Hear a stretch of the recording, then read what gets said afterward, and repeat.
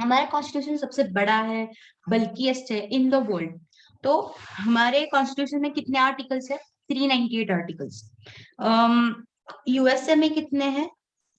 7, Canada 147 और Australia 128। इस पर क्वेश्चन आ सकते हैं कि कनाडा में कितने आर्टिकल्स है, इंडिया में कितने हैं। सो मैं बस इनिशियल्स लिखूंगी कंट्रीज के, आप इसके हिसाब से मैं जो लिख रही हूँ उस पर फर्स्ट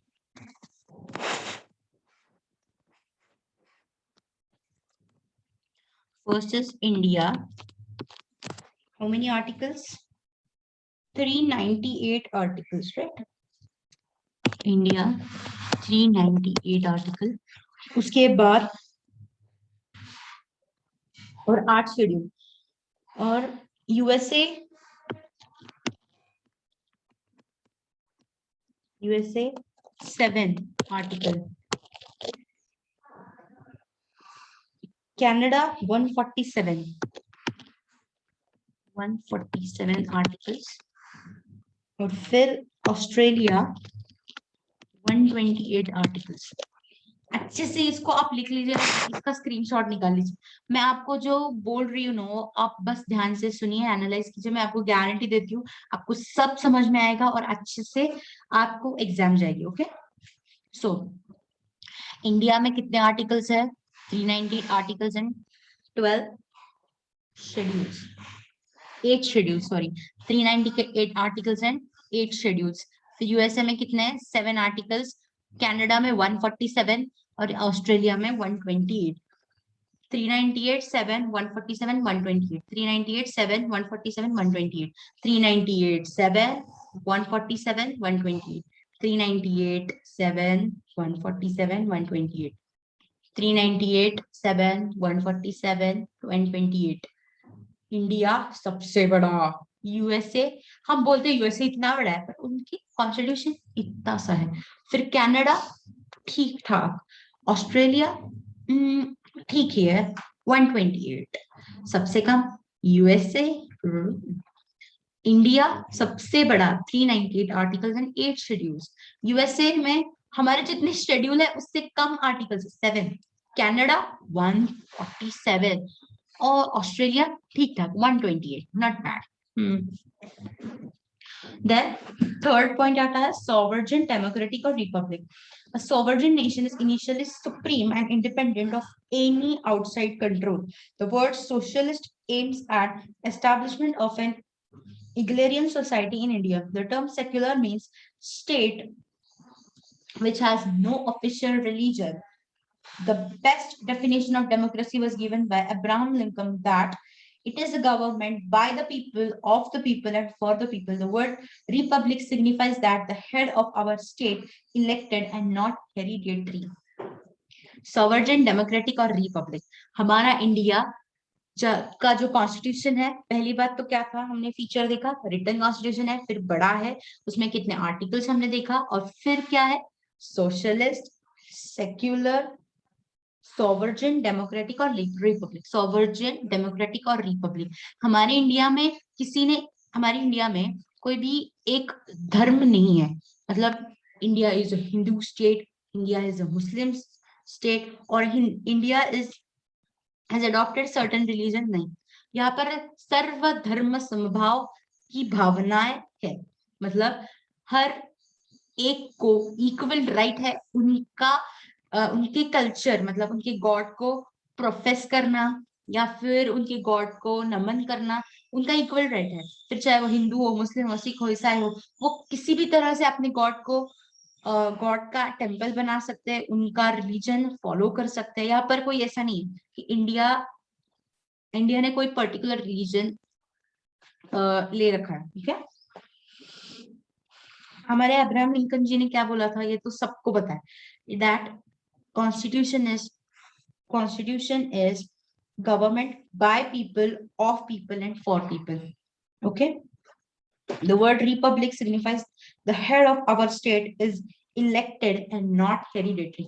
मतलब पीपल ने बनाया हुआ कॉन्स्टिट्यूशन है, इसमें जो हमारे प्राइम मिनिस्टर है वो हमने ही इलेक्ट किए हैं। मतलब ये इंडिया हमारा है, हमारे ऊपर कोई भी कंट्रोल नहीं कर सकता।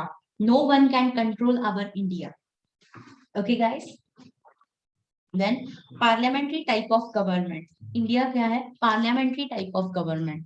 Parliamentary type of government means in parliamentary type of government, the head of state is nominal, whereas prime minister, who is the leader of majority in parliament, is real executive. The Indian constitution establishes in India a parliamentary type of government on a British model. British model पर, जैसे हमने पहले history देखी parliament की, British model के ऊपर ही हमारा constitution based है. तो पार्लियामेंट्री हेड मतलब हमारे इंडिया में पार्लियामेंट हेड है. Okay, parliament is the main thing of our India.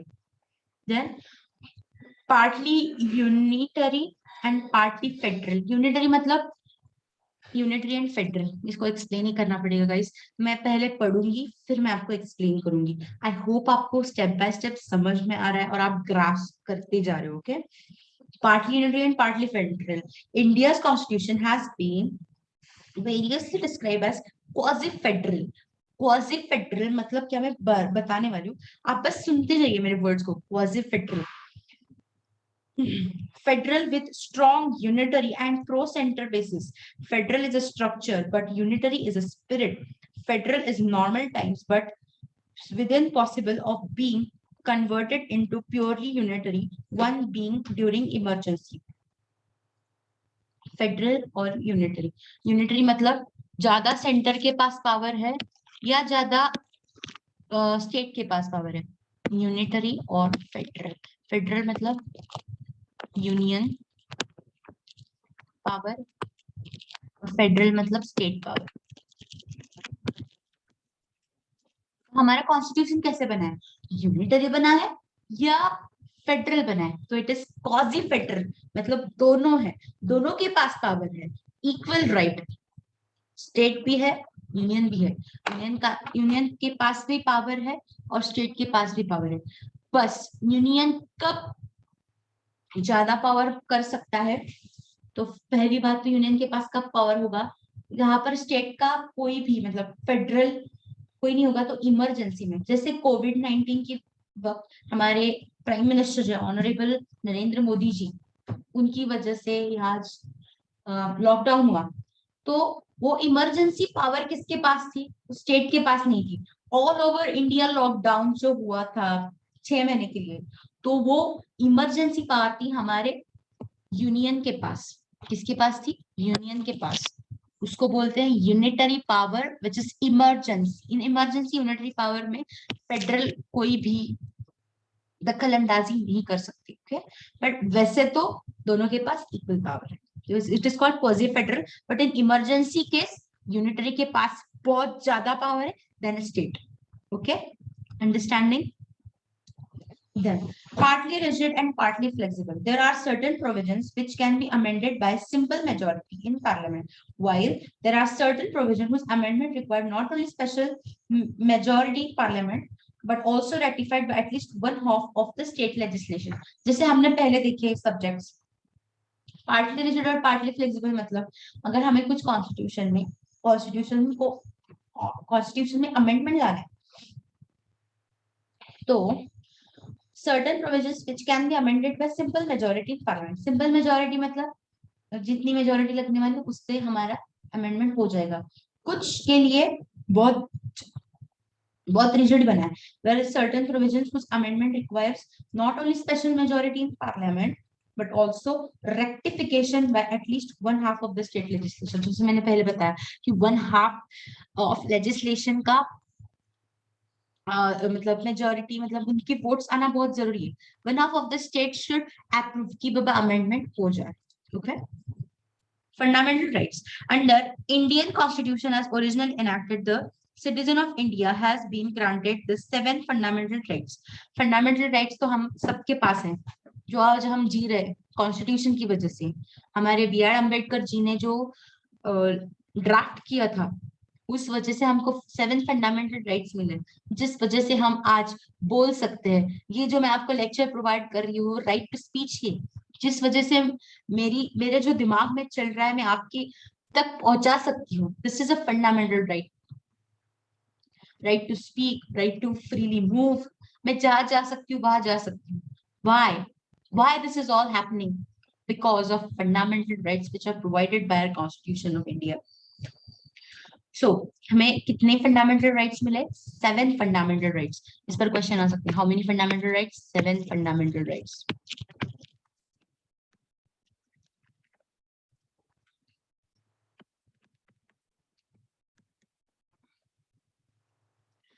A full chapter has been devoted to the description of these fundamental rights running into 24 articles. These rights are mentioned in part 3 of Constitution of. ये fundamental rights कहाँ पे दिए? तो part 3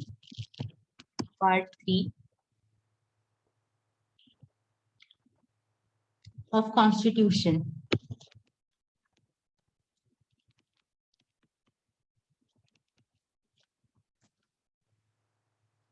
And are justicable. Okay. Fundamental duties. The 42nd. अब 7 fundamental rights आपको बताया. Right to speech, right to move freely, right to make association, मतलब without arms. हमको मतलब हम एसोसिएशन फॉर्म कर सकते हैं. जैसे हम गणपति, अभी अभी गणेश चतुर्थी चल रही है हमारे घर में, सभी सभी के घर में. अभी कोविड की वजह से हम एक साथ घरों में नहीं आ रहे, पर जब मंडल का जो हमारी गणपति होते हैं तब हम एसोसिएशन फॉर्म करते हैं, तब हम एक दूसरे के साथ आकर आरती वगैरह करते हैं. तो उसको बोलते हैं right to form association in a peaceful manner without arms and ammunition. This is also fundamental right. Okay. फिर फंडामेंटल ड्यूटीज. जैसे कॉन्स्टिट्यूशन हमें फंडामेंटल राइट्स दे रहे हैं, तो हमारी कुछ कॉन्स्टिट्यूशनल ड्यूटीज है.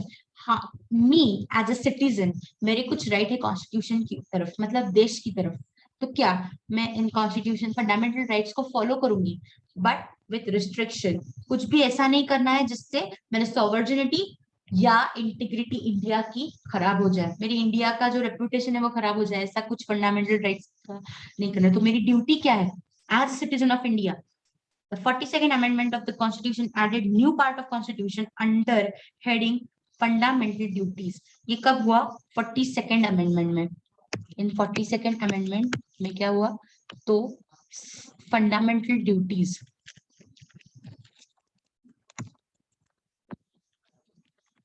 Handwriting बहुत खराब है, I know that. Fundamental Duties का है.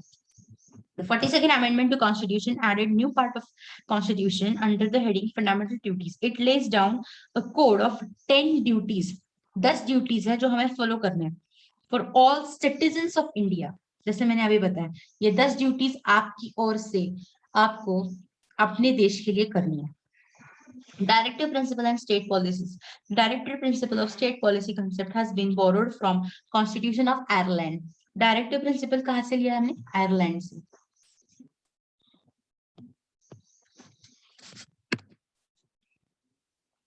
Directive principle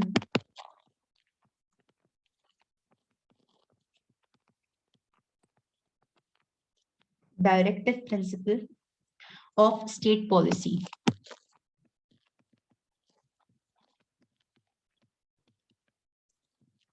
Directive principle of state policy. The directive principle of state policy concept has been borrowed from Constitution of Ireland. हमने किससे borrow किया? आयरलैंड से borrow किया ये idea. These principles are contained in Chapter 4 of our Constitution. The aim of these principles is to establish welfare state in India on the socialist pattern of society. Welfare state in India on socialist pattern of society. Aim क्या है?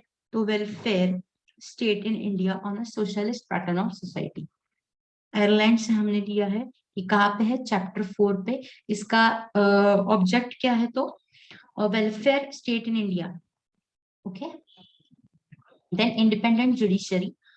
The Indian Constitution provides for independent judiciary. The Constitution made Supreme Court as a custodian and protector of Constitution. Supreme Court में हर साल कुछ ना कुछ तो decisions आते हैं, तो वो लॉ बन जाता है. कॉन्स्टिट्यूशन ने क्या किया? तो सुप्रीम कोर्ट को एक कस्टडियन बना दिया, प्रोटेक्टर ऑफ कॉन्स्टिट्यूशन. बाबा सुप्रीम कोर्ट आपके पास ये है कि आप कॉन्स्टिट्यूशन को प्रोटेक्ट करोगे. ठीक है. The judgment of Supreme Court are legally binding and there is no appeal against the judgment of Supreme Court. मतलब सुप्रीम कोर्ट जो कुछ भी जजमेंट देगा उसके हिसाब से ही हम सबको चलना पड़ेगा. फॉर एग्जाम्पल सुप्रीम कोर्ट में अभी डिसीजन हुआ था कि ट्रिपल तलाक जो है वो अब बैन हो चुका है. तो आपको अगर कुछ डिवोर्स करना होगा तो डिवोर्स फाइल करना पड़ेगा. सो दिस इज ऑल्सो, ये डिसीजन हो गया. तो ये बन गया. ये क्यों बनाया गया? कॉन्स्टिट्यूशन को प्रोटेक्ट करने के लिए हमने सुप्रीम कोर्ट के पास पावर दिया. Okay guys, are you understanding? I hope. Then 7, a secular state. Under the 42nd Amendment, this word secular has been included in preamble of our constitution. Thus, India has now officially become a secular state. फिर single citizenship. The Constitution of India grants one citizenship to all citizens. मतलब एक ही citizenship मिलेगी. For example, मैं हूँ अधावल.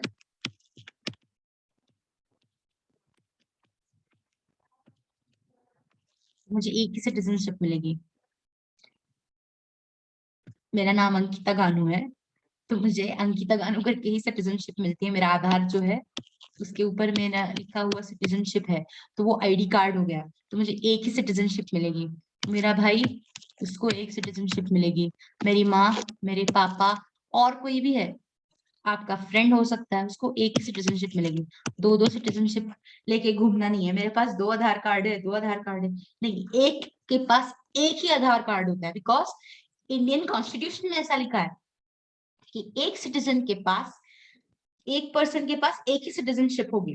Okay, दो दो आधार card लेके घूमोगे ना तो आपको कार्रवाई हो जाएगी. Okay. The Constitution of India grants one citizenship to citizens. In federation, sometimes a citizen gets double citizenship, one of the union and other of the state in which person lives. कभी कभार union की अलग और state की अलग ऐसे भी मिल सकती है, पर फिर भी आधार, आधार जो है हमारा वो ग्रेट एग्जाम्पल रहेगा कि मेरे पास एक ही आधार है.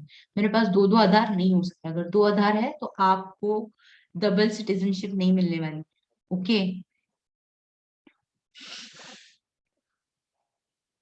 Universal adult franchise. The Indian Constitution originally granted universal adult franchise to all those men and women who attain the age of 21 years. Under the 61st Amendment of Indian Constitution, the age of voting has been reduced from 21 to 18 years. Universal adult franchise मतलब मैंने क्या बताया कि अब आप 21 साल होने के बाद आप एडल्ट हो जाओगे. फिर हमारे कॉन्स्टिट्यूशन में 61st अमेंडमेंट हो गया और उस 61st amendment of constitution the age of voting has been reduced from 21 to 18. फिर 21 से 18 साल हो गए. पहले 21 ईयर तक आपको वोटिंग का राइट नहीं था. सुन रहे हैं आप अच्छे से? 21 तक आप वोटिंग नहीं कर पाते थे. 21 साल पूरे होने के बाद आपको वोट करना था. पर कितना, कौन सा अमेंडमेंट में हुआ ये सब? 61st amendment. अमेंडमेंट मतलब मैंने अभी आपको समझाया था, चेंज हुआ कॉन्स्टिट्यूशन में कि 61st अमेंडमेंट में बताया कि 18 साल होगा. जब आप 18 साल के हो जाओगे आपको वोटिंग का राइट है. 18 साल पूरे हो जाओगे. Official language of India. हमारी ऑफिशियल लैंग्वेज क्या है आप सबको पता है? बोलिए बोलिए. आप, मुझे पता है कोई नहीं है सामने, आप पागल लग रहे होगे, लेकिन बोलिए. मैं जो बोल रही हूँ आप उसको रिवाइज कीजिए. आप दिमाग में मतलब एक पिक्चर फॉर्म में बना लीजिए कि ये कॉन्स्टिट्यूशन है. पहले पॉइंट हमने देखा रिटर्न है, फिर सेकंड हमने देखा लार्जेस्ट है, फिर आर्टिकल्स देखे, फिर सॉवरेन डेमोक्रेटिक रिपब्लिक है, फिर पार्लियामेंट्री टाइप ऑफ गवर्नमेंट है, parliament is the head of our country, फिर यूनिटरी और फेडरल मतलब क्वाज़ाई है, इमरजेंसी में यूनिटरी के पास है. मैंने कोविड-19 का एग्जाम्पल दिया. ऐसे आप पिक्चर ड्रॉ करते जाइए अपने दिमाग में. समझ रहे हैं? हमारी ऑफिशियल लैंग्वेज क्या है? Hindi. We all know that guys. पर फिर भी मैं रीड करूंगी. A provision was made in our constitution to declare Hindi in a Devanagari script as our official language of India. Till that time English was continue as official language. पहले British की वजह से हमारी इंग्लिश ही ऑफिशियल लैंग्वेज थी.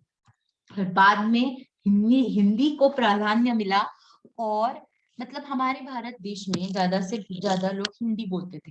हिंदी बोलते थे मतलब majority of states were talking Hindi, so हमने तय किया कि हमारी ऑफिशियल लैंग्वेज हिंदी होगी। Okay guys, parts of Indian constitution, अब हम आर्टिकल्स पढ़ने जा रहे हैं। We are now going to see articles of constitution. 10 minute में आपके आर्टिकल्स ऐसे मुंह पे आने चाहिए। मैं बोल रही हूँ, आप बोलते जाइए, हम आर्टिकल्स रिवाइज करते जाएंगे। इस पर एमसीक्यूज आ सकते हैं। आर्टिकल 14 किसका, आर्टिकल 15 किसका, आर्टिकल 16 किसका, हम पढ़ते जाएंगे। आर्टिकल्स की मीनिंग बताऊंगी। हमारे इन और आर्टिकल है 14, आर्टिकल इन हमारे है 395, पर हमको 395 नहीं पढ़ना है। मैं आपको जो बोल रही हूँ, हमारे बुक में जो दिए है, उस बुक नहीं दिखा सकती, कॉपीराइट पर मेरा असर हो जाएगा, लेकिन फिर भी ये बुक में जो आर्टिकल्स है वो हम पढ़ेंगे। Okay, parts of Indian constitution, part 1, article 1 to 4। Part 1 में आर्टिकल 1 to 4 है। Part 1 article 1 to 4, part 1 article 1 to 4 deals with territory of India, formation of new state, alteration name of existing state। Article 1 to 4 किससे deal करता है? तो state, new state, alteration of existing state, मतलब state, नया state बनाना है या कुछ कुछ अल्टर करना है। जैसे अभी आर्टिकल 370 क्या कुछ तो हुआ था, मुझे याद नहीं आ रहा आर्टिकल में, आर्टिकल या नंबर्स रखने में मेरा दिमाग बहुत कम है, लेकिन अभी जम्मू कश्मीर को आर्टिकल डैश डैश से निकाला गया था, राइट। तो हमने पढ़ा था कि, मतलब पहले बताया था कि जम्मू और कश्मीर अब जो आता है ना आर्टिकल, हर एक्ट के पीछे आता है, this act is for whole of India except the state of Jammu and Kashmir, right. तो अब ये सब कुछ बंद हो चुका है, अंडरस्टैंडिंग। तो फॉर आर्टिकल 1 और 4 में क्या हुआ, जम्मू और कश्मीर और दम, जम्मू और कश्मीर के ऊपर ये स्टेट बन गया, एक यूनियन टेरिटरी भी बन गई एक नई। तो ये सब जो चेंजेस हुए वो आर्टिकल कौन से में हुए, 1 to 4, part 1। Part 2 article 5 to 11 deals with various rights of citizenship। हमारे कौन से राइट्स है 5 to 11 में दिए। Part 3 article 12 to 35 deals with fundamental rights of citizen। Article 4 sorry part 4 article 36 to 51 deals with directive principle of state policy। Part 1 deals with territory of India. Part 2 deals with various rights of citizen. Part 3 deals with fundamental rights. Part 4 deals with directive principle of state policy. Part 4A, Article 51A, added by 42nd Amendment in 1976. Part 6, Article 152 to 37 deals with government at state level. Union Article Part 5, Article 52 to 151. 52 to 151. Huh? Part 7, Article 238 deals with states, was replaced in 1956 by 7th Amendment. Part 8, Article 239 to 241 deals with union territories. Part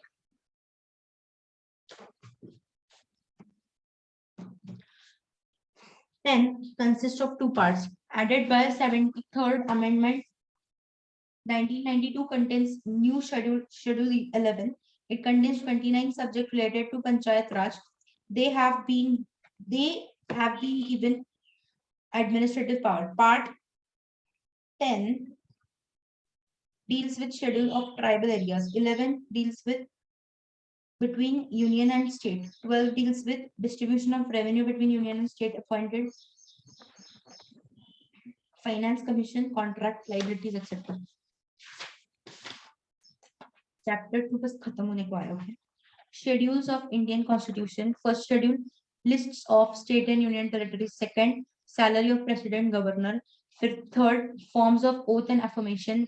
Fourth, allocation seats for other state in India in Rajya Sabha. Sixth, provisions for administration of tribal area in Assam, Meghalaya, Tripura, Mizoram, and Arunachal Pradesh. Seventh, gives allocation power and function between union and state. It contains 3 lists. Concurrent list. 8th schedule, list of 22 languages of India. 9th schedule, added by one amendment in 1951. 10th, added by 52nd amendment in 1985. 12th schedule by 74th amendment in 1992.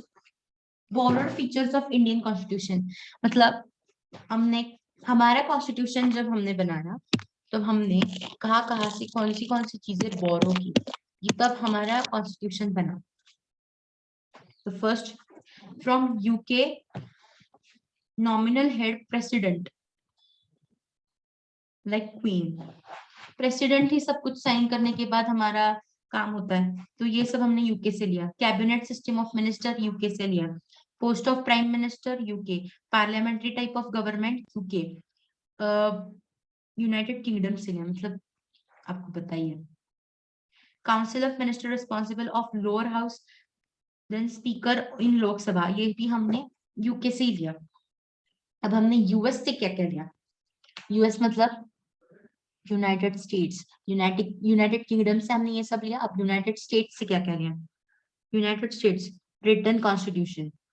Second, executive head of state known as president and his being supreme commander of armed forces, हमारे यहाँ army की सब कौन देखता है, president जी देखते हैं। तो ये सब हमने कहाँ से लिया, यूएस से। Vice president and ex officio chairman of Rajya Sabha, ये भी हमने यूएस से लिया, यूएस यूनाइटेड स्टेट्स से। Fundamental rights US, supreme court US, provision of state US, independence of judiciary and judicial review US. Preamble भी हमने यूएस से लिया। We the people of US से हमने लिया we the people of India. From USSR असर, असर से हमने क्या कर लिया, यूएसएसआर। फंडामेंटल ड्यूटीज हमने यूएसएसआर से ली। फिर कॉन्करेंट लिस्ट ली, फिर लैंग्वेज ऑफ प्रियम्बल लिया, प्रोविजन रिगार्डिंग ट्रेड भी उन्हीं से लिया। फिर जापान से हमने क्या लिया, law on which supreme court function, supreme court जो है वो हमने जापान से लिया कि सुप्रीम कोर्ट आप प्रोटेक्ट करने का काम कॉन्स्टिट्यूशन का आप कर लीजिए, तो ये जापान का हमने ले लिया। From webinar constitution, suspension of fundamental rights during emergency, मतलब अगर कोई भी इमरजेंसी हमारे इंडिया में आएगी तो किसके पास राइट होगा, तो suspension of fundamental rights during emergency, मतलब हमारे फंडामेंटल राइट्स सस्पेंड हो जाएंगे in case of emergency.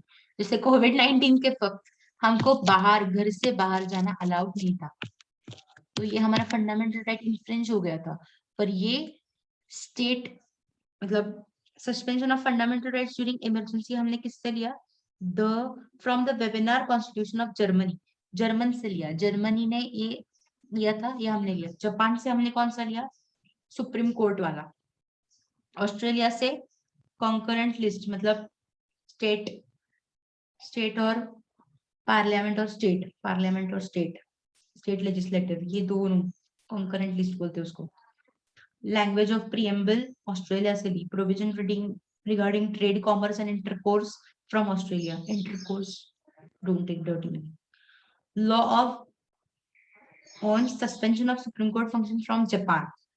From Weimar Constitution of Germany, suspension of fundamental rights during emergency. ये आ सकता है जापान और जर्मनी का। कनाडा से क्या लिया, scheme of federation with strong centre, distribution of power between centre and state and placing residuary power with centre. Residuary मतलब emergency वाली पावर सेंटर के पास है, स्टेट से, स्टेट में अगर कुछ गलती हो गई तो सेंटर के पास पावर है कि कुछ अगर गलत हुआ है स्टेट के पास तो सेंटर ही डिसीजन लेगा। कनाडा ने दिया। From Ireland, concept of directive principle of state policy, method of election of president, nomination of members of Rajya Sabha by president. From France, France से हमने क्या लिया, concept of republic, then ideals of liberty, equality and fraternity contained in preamble.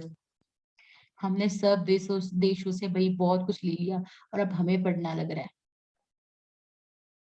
आपको लग ही रहा होगा कि अब ये सब पढ़ के हमें क्या फायदा होने वाला है। आप देखिए एलएलबी में आपको बहुत फायदा होने वाला है इसका। मैं अभी जो आपको सिखा रही हूँ ना एलएलबी में, इससे भी बहुत ज्यादा डिटेल में। ऐसे कंटल मत कीजिए, बोर मत होइए कोई ऐसे, okay. From France, concept of Republic, idols of liberty, equality and fraternity contained in preamble. From south Africa, अब साउथ अफ्रीका भी को भी नहीं छोड़ा है हमने। South Africa, election of members of Rajya Sabha, oh my God, amendment of constitution, constitution amendment हमने किससे लिया? South Africa. Election of members of Rajya Sabha, south Africa. हमने ज्यादा किससे लिया? यूके, फिर हमने लिया यूएस से, फिर असर से हमने क्या क्या लिया? Fundamental duties, 5 year plan. असर से हमने दो ही चीजें ली है, क्या? फंडामेंटल ड्यूटीज और removal of fundamental duties of 5 year plan. 5 year plan जो होता है ना हमारे इंडिया में हर हर साल आते हैं कि हमें ये डेवलप करना है, वो डेवलप करना है, ये 5 ईयर प्लान होते हैं। फिर अनदर 5 ईयर प्लान आता है, वो वाले हमने असर से लिए। 5 year plan, fundamental duties. From Australia से हमने क्या क्या लिया? कॉन्करेंट लिस्ट, मैंने बताया, स्टेट और पार्लियामेंट। लैंग्वेज ऑफ प्रियम्बल, मतलब इंग्लिश लैंग्वेज जो है। प्रोविजन रिगार्डिंग ट्रेड, कॉमर्स और intercourse. Law provision regarding trade, commerce and intercourse. Okay. From Japan, law on which Supreme Court function. Japan से क्या लिया? सुप्रीम कोर्ट, मैंने बताया हुआ, याद कीजिए। From Weimar constitution of Germany, Germany को भी नहीं छोड़ा। Suspension of fundamental rights during emergency, covid, Germany कोविड-19 ऐसे याद रखने का। Okay. From Canada, scheme of federation with strong center, distribution of power between center and state and placing decisionary power with center. From Ireland, concept of directive principle of state, method of election of president, nomination of member in Rajya Sabha. From France, concept of republic, ideals of liberty, equality and fraternity. From South Africa, election of members of Rajya Sabha and amendment of constitution. I think अभी के लिए बस हो गया, बाद में हम फिर से देखेंगे। ओके, मैं बाद में फिर से वीडियो डालूंगी। Okay.